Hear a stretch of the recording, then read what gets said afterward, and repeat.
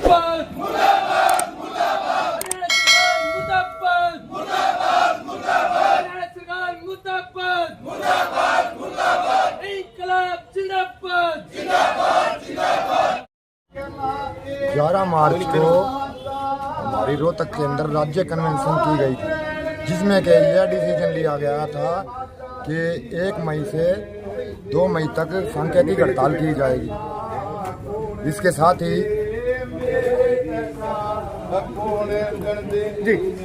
सांकेतिक हड़ताल की जाएगी। इसके साथ ही ऑलरेडी फायर के साथियों की हड़ताल का 30वां दिन है। सांकेतिक हड़ताल के बाद राज्य कमेटी ने मैं ये आदेश दिया कि ये हड़ताल को 7 मई तक बढ़ा दिया जाएगा। या आज 7 मई है, आज शाम तक राज्य कमेटी का क्या आदेश आता है उस पर निर्भर करता है कि आगे का हमारा क्या डिसीजन होगा।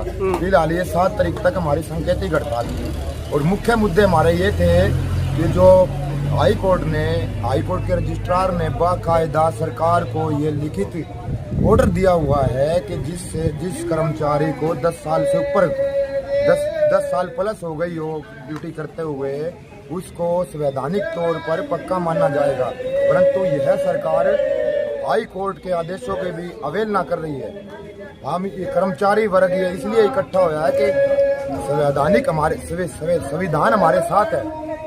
देश का जो कोर्ट है, न्याय तंत्र है, वो उस कर्मचारियों के हक में फैसला सुना चुका है। परंतु ये तानाशाही सरकार हिटलर की राह पर चल रही है, तानाशाही की राह पर चल रही है।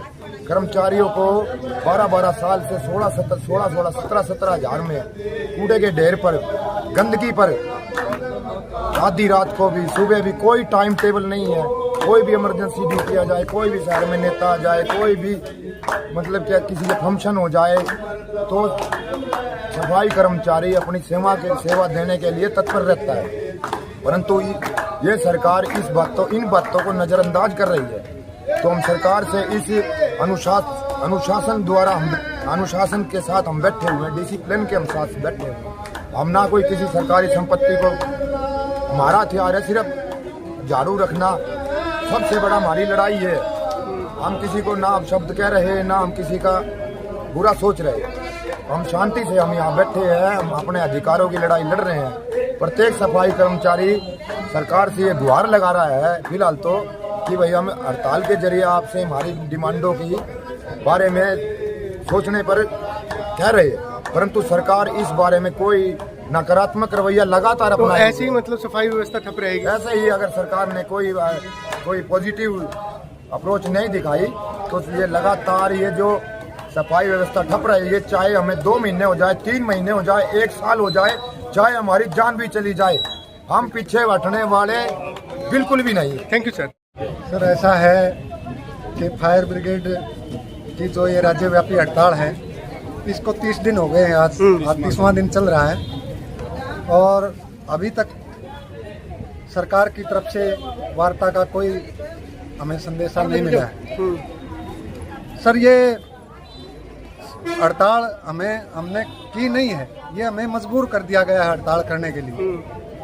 देखो, अगर जब ये फरीदाबाद में जब ये अग्निकांड हुआ था और हमारे साथी उपचार के दौरान शहीद हो गए थे, अगर सरकार तभी से इनको अनुदान दे देती जैसा कि पुलिसकर्मी को दिया था, वैसे ही फायर के साथियों को अगर ये सब मिल जाता तो हम हड़ताल नहीं करते। बावजूद उसके कि हमारा 6 माह से फायर के जितने भी आप पेरोल के जो कर्मचारी हैं, आप पता कर लेना कि पिछले 6 साल से 1 भी रुपया इस सरकार ने नहीं बढ़ाया है। लेकिन तब भी हम हड़ताल नहीं करते। सरकार ने बाध्य कर दिया हमें हड़ताल करने के लिए और आगामी सोचने के लिए मजबूर कर दिया है कि किसी भी रिस्की काम में अगर कोई कर्मचारी आग बुझाते हुए शहीद हो जाता है तो हमारे बच्चे रोड पर आ जाएंगे, उनको कुछ नहीं देगी ये सरकार। तो इसलिए हम मजबूर हैं हड़ताल करने के लिए और हम तो चाहते हैं कि ये बात हमारी आम जनता के बीच में जाए कि सरकार हमें किस तरह से गुमराह कर रही है, आम जन को भी गुमराह कर रही है। फायर का काम कह रहे हैं हमारे जो मंत्री हैं विपुल गोयल जी कि वो बड़ा सुचारू रूप से चला हुआ है, लेकिन आप जब हर दमकल केंद्र में जाकर देखेंगे तो सभी गाड़ियां जो यहाँ रोडवेज से जो ड्राइवर यहाँ बुलाए गए हैं और वो अनट्रेंड हैं, वो जब खेतों में इन गाड़ियों को लेकर जाते हैं तो इतना अनुभव नहीं है उनको कि ये गाड़ियाँ किस तरह से चलानी है, किस तरह से इनको का रख रखाव करना है। और ये सभी गाड़ियाँ कंडम कर दी हैं और कई तो एक्सीडेंट भी कर दी हैं। एक यमुनानगर में घर में ही दे मारी और एक सिरसा में बाइक सवार नीचे आ गया था। तो आप खुद जाके ज़मीनी स्तर पर ये बातें जो मैं ऑन कैमरा बोल रहा हूँ, ये अपने मन से बात नहीं बोल रहा हूँ, ये आप जाकर चेक कर सकते हैं। तो हमें हड़ताल के लिए मजबूर कर दिया है।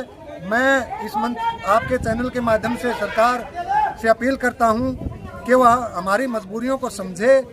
और अब तो नगर पालिका का भी साथी हमारे साथ इस दरी पर आ चुका है, लड़ाई लड़ने के लिए तैयार है। ये चाहे कितनी भी लंबी हड़ताल हो जाए, हम पीछे कदम हटाने वाले नहीं हैं। तब जब तक हमारी मांगे पूरी नहीं होंगी, फायर ब्रिगेड का कोई भी एक कर्मचारी इस हड़ताल से वापस नहीं हटे। सर अभी तक कोई बातचीत नहीं। कोई धरना स्थल पर आया हो? क्या सर?